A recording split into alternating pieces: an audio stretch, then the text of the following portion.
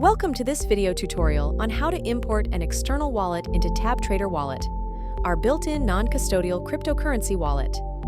To get started, open the application and tap the wallet icon on the navigation bar. Once on the wallet setup screen, choose the option to import an existing wallet.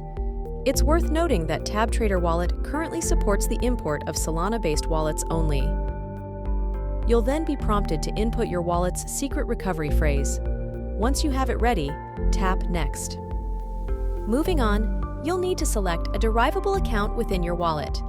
Typically, the first account on the list is the one you'll want to import. In the next step, you can choose to fund your newly imported wallet by buying cryptocurrency via MoonPay. If you wish to make a purchase, click Buy Crypto and follow the prompts on the screen. Otherwise, select I'll do it later. You'll then be taken to the wallet homepage. Congratulations, you have successfully imported your wallet into TabTrader.